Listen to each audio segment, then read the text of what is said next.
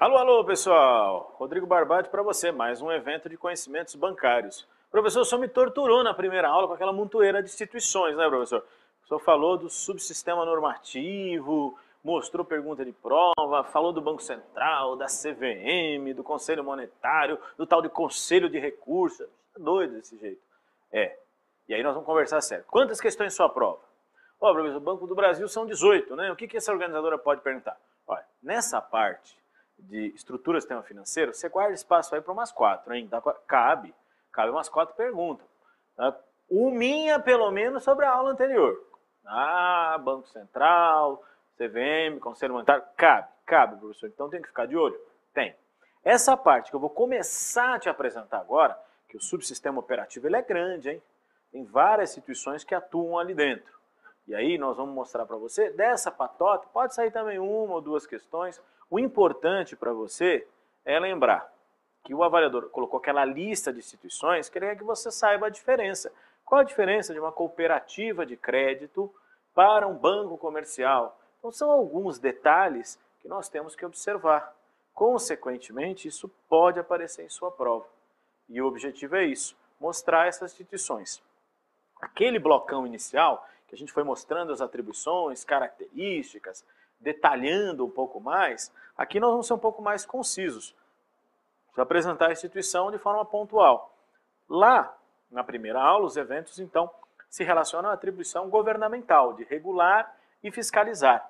Aqui vem a turma que opera, os operadores do sistema financeiro nacional. São aquelas instituições que você se relaciona no seu cotidiano, direto ou indiretamente, quando você leva os seus recursos, quando você precisa de recursos, pagar uma continha, vai pegar um empréstimo, vai fazer um depósito. Então, questões é essas que você pode se relacionar.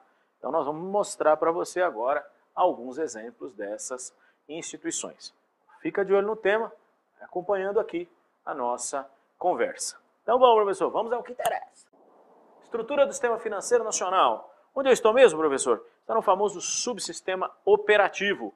Tá? Lembra que eu te mostrei na aula passada que tem o normativo, normas, regulação, fiscalização e agora o operacional. Essa é a turma. Lembrando, hein, sempre reforçando, no normativo tem aqueles que mandam, como o Conselho Monetário Nacional, e tem aqueles que mandam e mandam fazer, como o Banco Central e a CVM. Essa é a diferença. Tem um que só manda, outro que faz e manda também.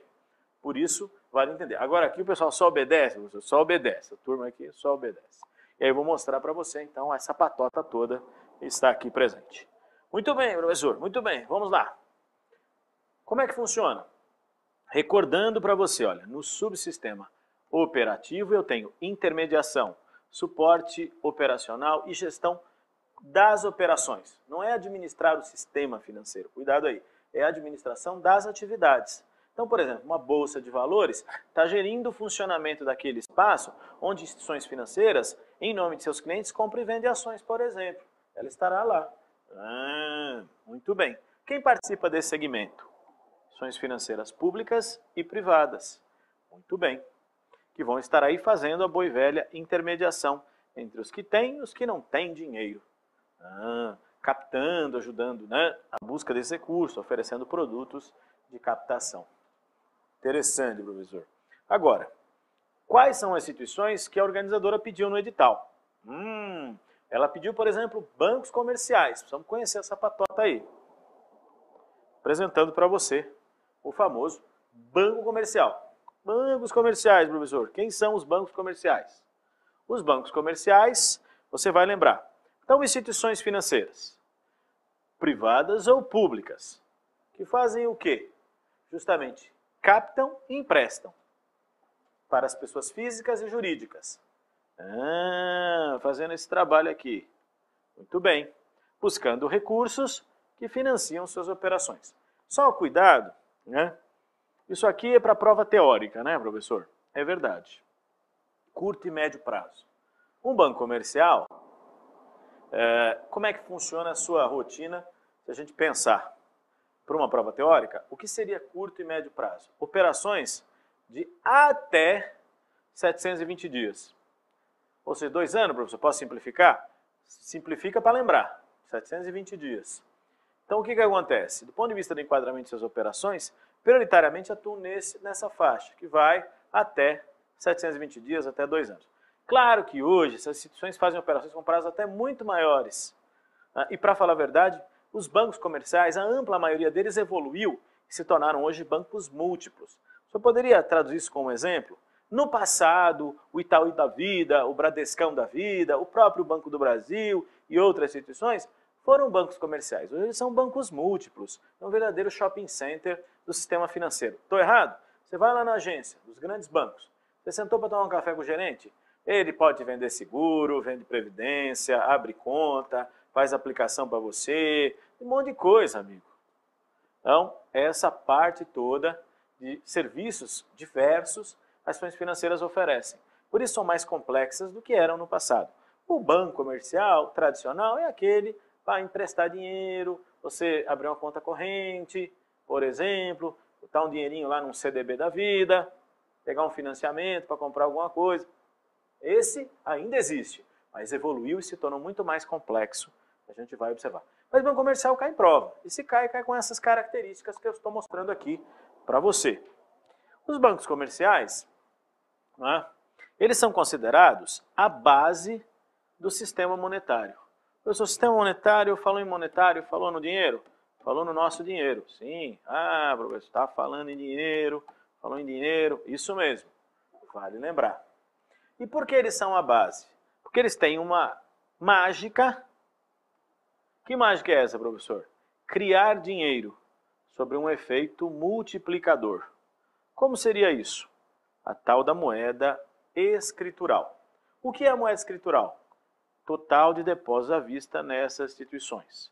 Espera aí, professor, como cria dinheiro que esse negócio não ficou claro? O senhor falou para mim que o Banco Central é um banco emissor, ele emite moeda com autorização do Conselho Monetário, por exemplo. É verdade. Mas os bancos comerciais fazem uma mágica que você vai entender bem facinho. É o seguinte, você foi no banco e depositou R$100. O que você acha que o banqueiro fez com aquele dinheirinho que você depositou? Deixou guardadinho no cofre. Ele pegou e emprestou para o João. E o João devolveu esse dinheiro com juros. Então, os seus R$100, aquela nota, voltou com 110. Mas e sua conta? Continua com 100. Espera aí, então ele multiplicou o dinheiro. Agora ele tem 110 no caixa. Aí ele empresta para outro e volta mais. De repente ele tem 150, mas na sua conta só tem 100. Esse é o tal do efeito multiplicador. Por isso que o Banco Central tem um dispositivo chamado recolhimento compulsório, que é de política monetária. Quando ele acha que os bancos estão com muito dinheiro no caixa, ele determina o recolhimento compulsório obrigatório de uma parte desse dinheiro lá no Banco Central. Por isso que o Banco Central recebe depósito compulsório, também voluntário se o banco quiser. Mas não esqueça, é um detalhe interessante. Nessa história de depósito, empréstimo, depósito, os bancos enchem o bolsinho. Você conhece banqueiro pobre? Não conheço nenhum. Conheço os bancários pobres, professor. Mas banqueiro não conheço. Pois é, essa capacidade multiplicadora que não tem fim. Muito bem, então esse aí é o tal do banco comercial? Captação e empréstimo, curto e médio prazo, para pessoa física e jurídica. Teoricamente é isso, para você lembrar. Hoje a gente sabe que ele faz operações de prazos muito maiores, mas por princípio, teoria. Está lá, Manual de Normas, Banco Central, definindo o banco comercial dessa maneira. Agora, o banco comercial, né, ele evoluiu, eu te falei, ele virou, hoje ele é um banco múltiplo, como por exemplo, o Banco do Brasil é um banco múltiplo. Vem aqui comigo, vou te mostrar. Bancos múltiplos. O que são os bancos múltiplos? São instituições financeiras, públicas ou privadas, que realizam operações ativas, passivas e acessórias de diversas instituições financeiras, através de carteiras, de segmentos dentro do próprio banco. Professor, ativo, passivo, acessório, muito complicado, hein? Ativo, quando o banco empresta para você, empréstimos, financiamentos. Passivo, quando você deposita no banco, é como se você que está emprestando dinheiro para o banco, você depositou o seu dinheiro no banco, então o banco recebe. Quando ele empresta, é ativo, quando ele recebe, passivo. E acessório, aquela serviçaiada que o banco faz para você, pagamento de conta, transferência de recurso, cobrança, câmbio, troca moeda, né, administra seu dinheiro lá nos fundos de investimento, tem vários serviços, garantias bancárias, operações acessórias. O avaliador pediu um monte dessa, nós vamos estudar adiante essa turma aí, para você observar. Muito bem. Ele falou em carteiras, professor. O que seria isso? Para eu entender. São segmentos dentro do banco. É como se eu te falei de shopping center. Você foi lá no shopping center, você queria um lugar para comprar uma blusa. Aquela loja ali. Eu queria aqui. Tudo dentro do mesmo lugar. O banco é assim mesmo. Vem comigo para eu ilustrar para você. Olha, eu queria abrir uma conta corrente. Então, segmento comercial. Eu queria, né, por exemplo, adquirir cotas de um fundo de investimento. Opa, está aqui. Eu queria comprar uma casa, crédito imobiliário. Eu queria fazer um leasing. Conhece o leasing famoso? Está aqui. Professor, eu simplesmente queria um empréstimo. Você queria um empréstimo? Empréstimo pessoal? Crédito, financiamento e investimento? Está aí. São segmentos dentro do mesmo banco, mas no seu edital, o avaliador pediu separadamente. Ele pediu banco comercial, banco de investimento, sociedade de crédito imobiliário, sociedade de arrendamento, sociedade de crédito, financiamento e investimento, que você conhece como financeira. Ele pediu toda essa turma aí? Pediu. O senhor podia me explicar por que está em negrito comercial, investimento ou desenvolvimento? Por um detalhe importante. Se for banco público, é desenvolvimento. Se for privado, é investimento. Peraí, no edital tem banco de investimento e banco de desenvolvimento? Sim, os desenvolvimentos são bancos públicos. Agora entendi. Essa é a ideia. O que mais? O que você vai lembrar? Isso que eu comentei para você.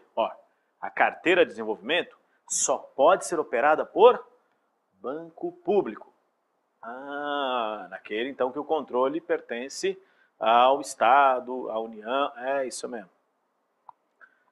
Operações de cada segmento segue as normas, né, de cada carteira segue a norma da instituição. Ou seja, o que vale para um banco comercial, vale para um banco múltiplo com carteira comercial. O que vale para um banco de investimento, vale para um banco múltiplo com carteira de investimento. Por isso que eu disse, o que vale para a loja de rua, vai valer para o shopping center, naquele segmento. Essa é a ideia. Muito bem, professor. Mais alguma informação sobre isso? Sim, que eu quero complementar. O banco múltiplo tem que ter duas carteiras. É obrigatório, ou tem carteira comercial ou de investimento. Tá. As instituições com carteira comercial, como os bancos comerciais, você pode abrir conta corrente, pode captar depósito à vista.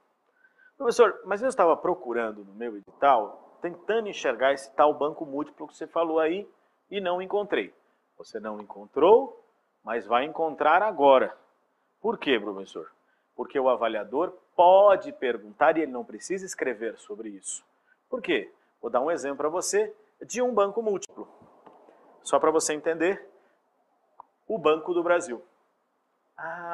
Por isso que o senhor escreveu esses slides antes? Sim, para que você possa lembrar que o avaliador pode perguntar de atribuições do Banco do Brasil e dizer para você, o Banco do Brasil é um banco múltiplo. E aí você ia falar, o que é um banco múltiplo? Já te expliquei agora. Agora estou tranquilo. Visualizou? Por isso que eu trabalhei para você. É muito curioso, porque tradicionalmente as organizadoras colocam nos editais o banco múltiplo. Nesse nosso não apareceu diretamente. Mas ao pedir certos tipos de instituições, ele implicitamente deixou aberta a possibilidade de trabalhar banco múltiplo. Por isso a preocupação. Além do que, o Banco do Brasil é um banco múltiplo e as caixas econômicas são assemelhadas a bancos múltiplos. Então, para que você possa saber, esse é o objetivo desses slides anteriores que eu coloquei para você. Ok. E sobre o Banco do Brasil, hein, professor? Então, o Banco do Brasil, não esqueça, é uma sociedade de economia mista. Então, o Banco do Brasil é uma sociedade anônima. Só que o maior controlador, o principal acionista, é o governo federal. Então, por isso, economia mista, capital público e privado. Muito bem. Ela está vinculada ao Ministério da Fazenda. Como está o Banco Central, a CVM, também estão vinculadas. Tá. O Banco do Brasil, você visualizou, ele é uma instituição, então, que no passado, inclusive, já foi até a autoridade monetária. Hoje não é. Hoje, então, é um banco múltiplo. Muito bem, professor. Porém, tem um detalhe importantíssimo que você não pode esquecer aqui da nossa conversa. Qual seria, professor? Ele presta serviços para o governo, ó, responsável pela Câmara de Compensação de Cheques e agente financeiro do Tesouro Nacional. Então, como um banco público, ele faz o tradicional, mas também presta serviços para o governo. Isso aí, muito importante essa observação. Professor, por isso que quando você mostrou o slide na aula passada, que é o Banco Central compete regular os serviços de compensação de cheques e outros documentos, porque o Banco do Brasil é que é o responsável por isso. Sim, ele presta um serviço para o Banco Central. Muito bem. E para o Tesouro Nacional, ele também presta serviço? Presta. Professor, o que é o Tesouro Nacional? É o caixa do governo. Ele presta serviço. Como, professor? Pagando e recebendo para o Tesouro Nacional. Exemplo, orçamento. Fizeram orçamento lá público. O governo federal mandou orçamento do Congresso, o Congresso aprovou. Tal. Então tinha um dinheiro lá, ó, esse dinheiro tem que ir para a Prefeitura de São Paulo. Tá. O Tesouro Nacional, ele, Banco do Brasil, a Prefeitura de São Paulo tem conta aí, você tem, você pode trazer esse dinheiro para a conta dela? Pois não, dá aqui. Pum. Agora, o Banco do Brasil não empresta, não financia, né, o Tesouro Nacional. É proibido desde 86, por isso que está citado 86 no slide, que acabou essa mamata. Muito bem. Então ele faz esse serviço. Ele paga e recebe para o Tesouro Nacional, cuida da compensação de cheque para ajudar o Banco Central. Muito bem. Professor, além do Banco do Brasil, apareceu lá a Caixa Econômica. Preciso saber alguma coisa sobre essa? Sim. Aí nós vamos estudar também. Já mostrou para você. Professor, qual seria a probabilidade de uma pergunta sobre o Banco do Brasil cair na prova do Banco do Brasil? Sim, tivemos já exemplos de provas anteriores onde isso ocorreu. Da mesma forma que o Banco do Brasil cai em prova na Caixa Econômica e a Caixa Econômica cai em prova no Banco do Brasil. Então, pode acontecer de uma instituição cair no lugar da outra, não tem nenhum problema. Por isso nós estamos estudando todo mundo aí para te ajudar. Então vem aqui comigo. Caixa Econômica. Essa você conhece. Conheço, professor. É velha para chuchu a Caixa, né? É, tão velha quanto o Banco do Brasil. O Banco do Brasil é mais velho que a Caixa. Mas tá aqui, ó. Caixa Econômica Federal. O que ela faz? Então, ela foi criada em 1861. Tá? Hoje, ela é uma instituição, por favor, hein? Assemelhada a bancos comerciais e múltiplos. Podendo captar depósito, emprestar, prestar serviço, a operação ativa é empréstimo e financiamentos. Então, ela faz várias dessas atividades que outras instituições fazem. Por favor, ser assemelhada não significa que ela é. Porque se ela fosse banco comercial múltiplo, chamava banco, não chamava Caixa Econômica. Professor, agora o senhor me deixou aqui na dúvida. Então, o que é uma Caixa Econômica?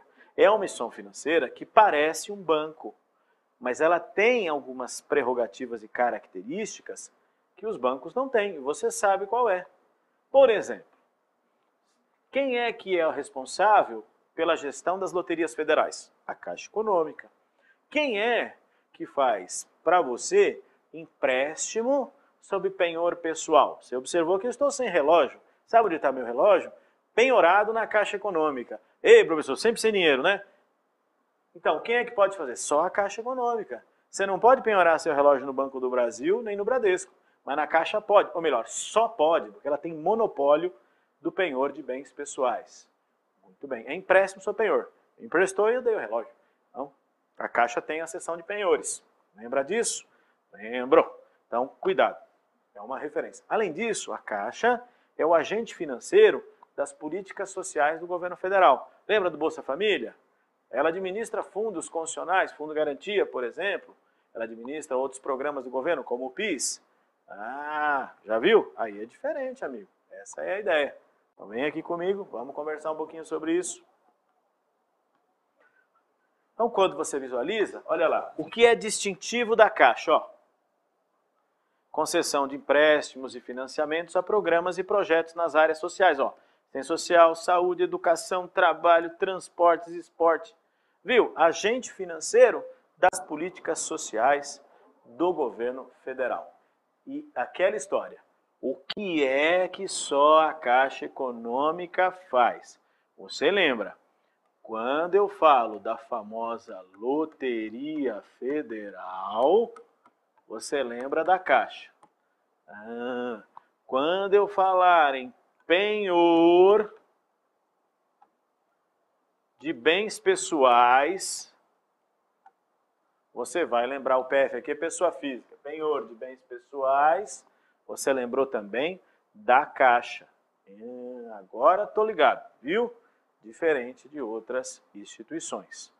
Poxa vida, professor, o senhor me deixou agora nessa dúvida fatal, mas já esclarecido, ok? Então, a Caixa Econômica Federal parece um banco, mas ela é uma caixa econômica. Professor, mas o avaliador escreveu caixas econômicas?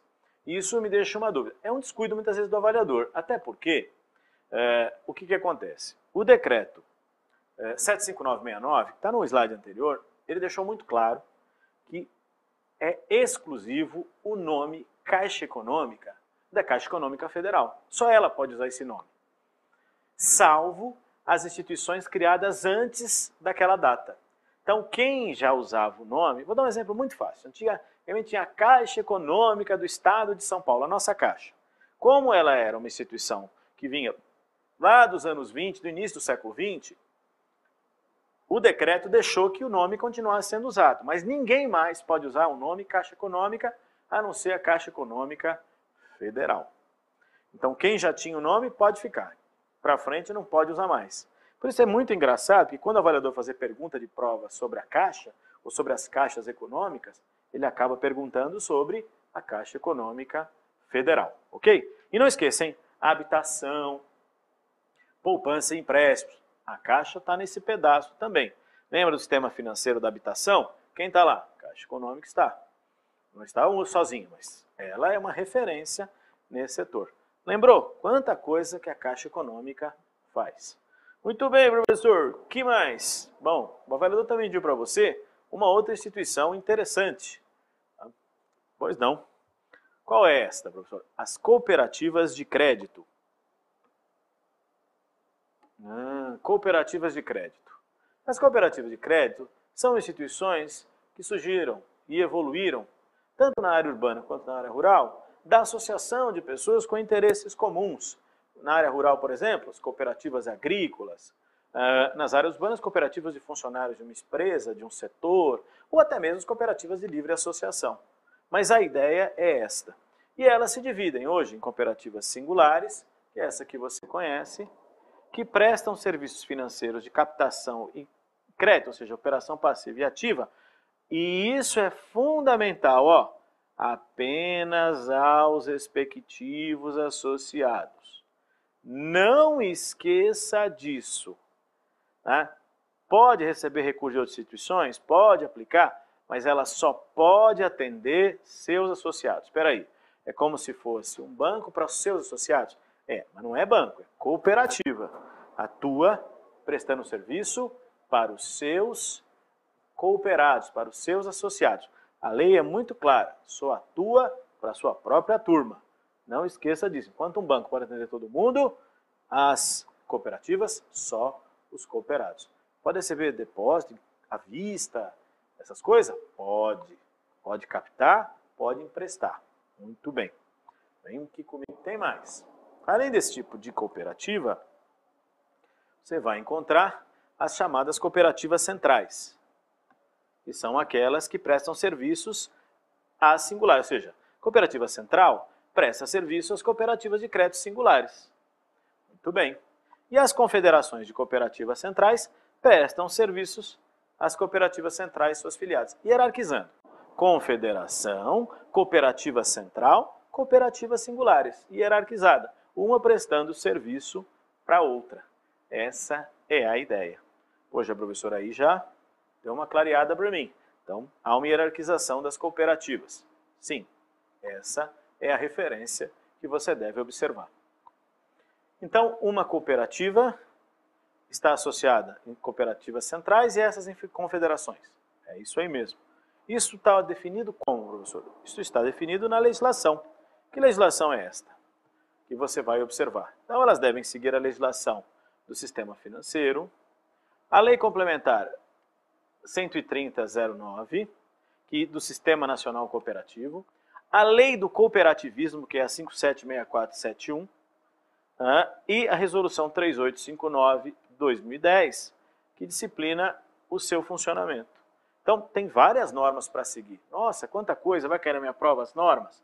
Não, eu quero que você observe em linhas gerais. Não é que não vai cair. Posso até fazer eu poderia até fazer uma pergunta, mas assim, para você entender como as cooperativas têm uma série de normativos que elas devem seguir.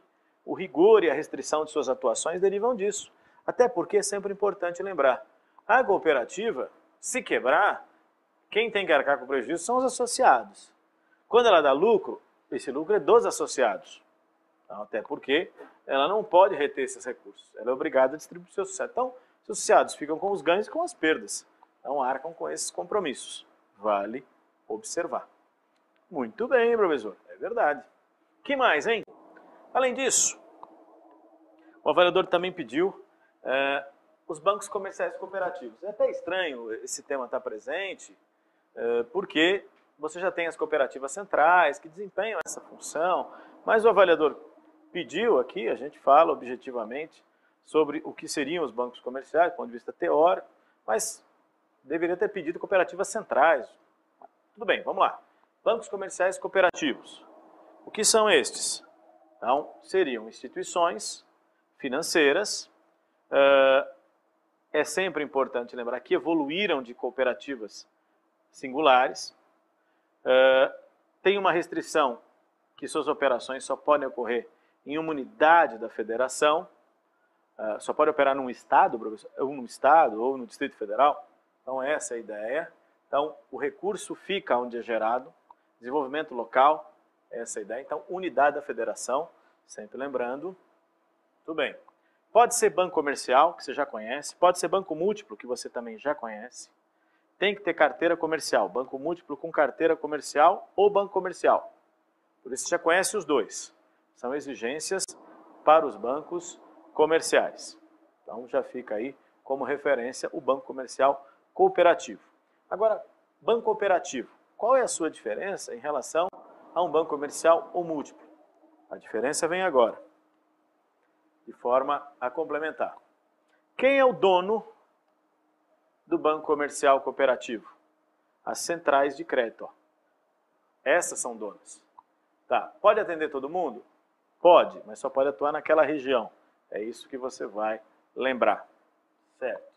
Então, a denominação banco cooperativo, seguindo a lei do cooperativismo e uma resolução própria dos bancos comerciais cooperativos, vale sempre lembrar como um banco em que o controlador é uma cooperativa central de crédito e que presta serviço de forma regional, como você viu na questão. Um olhar sobre o tema, o doutor pediu, está aí para você visualizar essa questão. Referências à parte, questões pontuais sobre o conteúdo. Claro que cooperativas de crédito caem muito mais em prova do que os bancos comerciais cooperativos. Para aparecer como item de questão. Vamos lá, professor, um exercício para clarear a minha mente. Vou pegar o exercício de outra organizadora, mas só para ilustrar um pouquinho esse tema que eu te falei. Olha, a execução de serviços bancários de interesse do governo federal, assim como de interesse das autarquias, cabe a quem? Serviços de interesse do governo federal. Então, serviço de interesse podia ser tanto a Caixa Econômica Federal como o Banco do Brasil, mas tem aqui, CVM, Banco Cooperativo, é isso que eu disse, por isso que eu peguei o exercício. Ele vai cair como alternativa de questão, alguma coisa do gênero.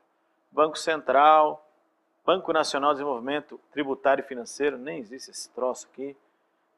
E a resposta para nós, ó, Banco do Brasil. Se tivesse a Caixa Econômica, seria também uma alternativa. Aí fica como referência. Ok? Exemplos, como a pergunta sobre o Banco do Brasil em prova. Vai lembrar para você estudar. Viu? Como podia cair sobre a Caixa Econômica, que também presta esse serviço aí, cabe lembrar. Não esqueça, atenção ao tema. Te mostrei um grupo de instituições. Para concluir, se o aluno perguntasse, todas que eu te mostrei, agora são chamadas de instituições monetárias. Por quê, professor? Porque captam depósito à vista. Se capta depósito à vista, é instituição monetária. Tá bom? Para concluir, fica de olho no tema, hein? Obrigado, bons estudos, até a próxima.